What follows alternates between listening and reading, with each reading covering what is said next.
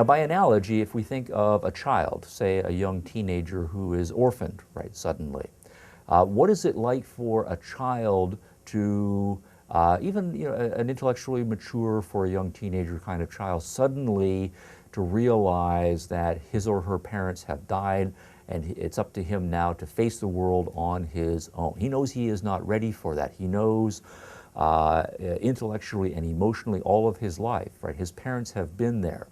The parents were his creator. They brought him into existence. The parents were the providers for him, putting food on the table, a roof over his head, clothes on his back.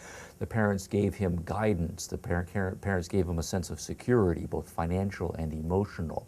And of course, sometimes parents are stern and they're disciplinarians, right, and so forth. And the kid, whether he likes it or not, nonetheless knows to some extent that there is a value to him in his parents being there as disciplinarians.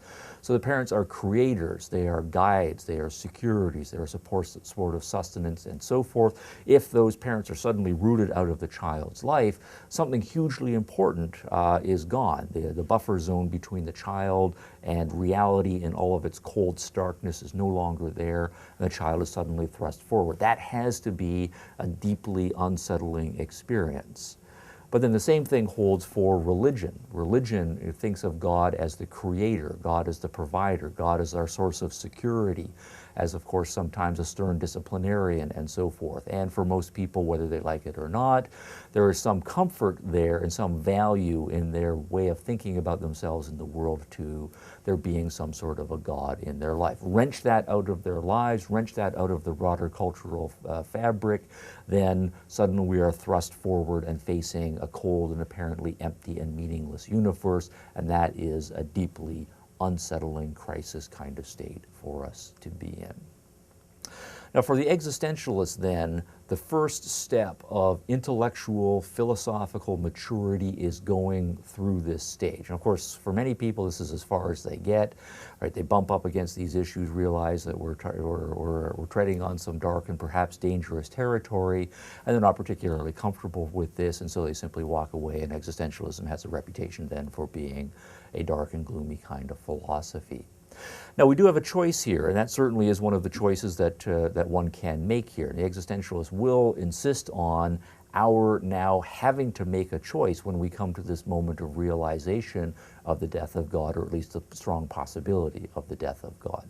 Human beings at the core, right, of their identity are emotional, right, and passionate beings, but we also do have a choice about how we are going to respond to our felt passions and our felt take on the way the world is.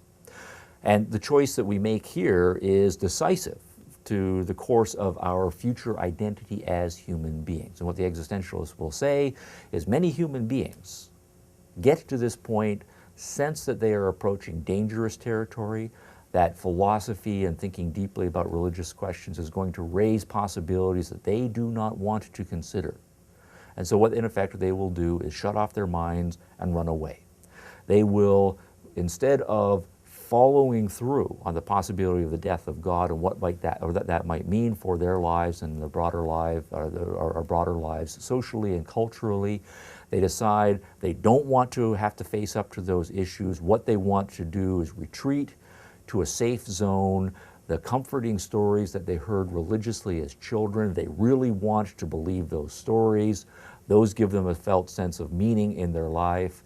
And so they turn off their minds and reassert themselves in a faithful way and resolve never again to think philosophically about those important questions. Now that, of course, is faith.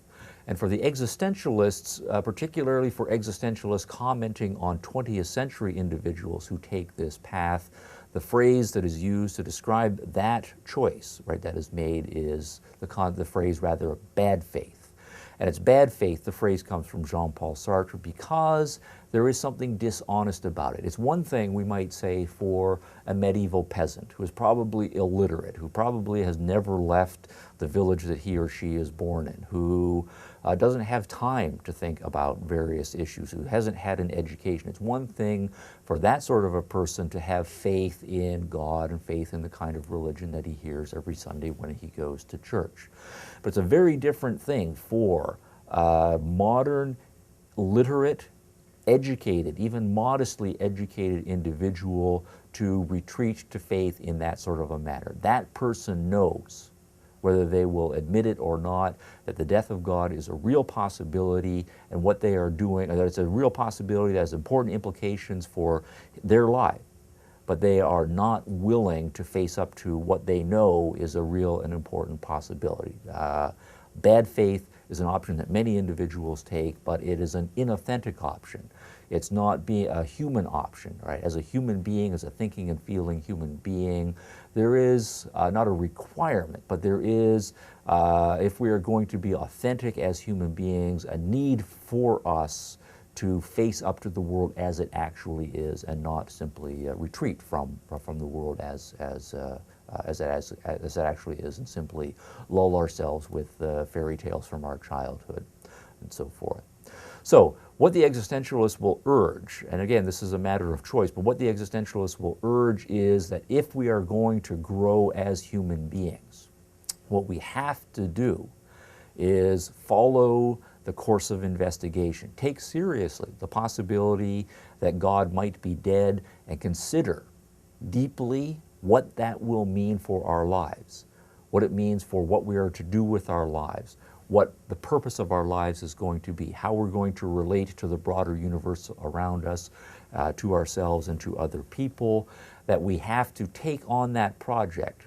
If there is not a God who is any longer providing that guidance for us and telling us what we're supposed to do, then the choice that we can and should make as human beings is to take the responsibility on ourselves to think through and decide for ourselves what we are going to do, how we are going to live our lives, and that is the first step toward living an authentic life. Now, this is a difficult project. It's an emotionally unsettling project. There's no guarantee that we're going to find answers at the end of the road. There's no guarantee that if we do find answers, we're going to find happy answers right at the end of the road. This is a choice that requires of us a great deal of courage. And so what the existentialists are doing here is insisting that we have a choice to make. And this emphasis on fundamental choices is a deeply existential theme here. Taking responsibility, right, for the choices that we make. That self-responsibility is a deeply existentialist theme. That emphasis on being willing to work through the possible darkness is a deeply existentialist theme.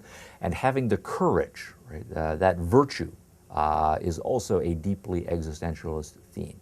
To be a human being is to have courage, to make the choice responsibly, to follow through and face the world as it actually is by your own perception and your own judgment.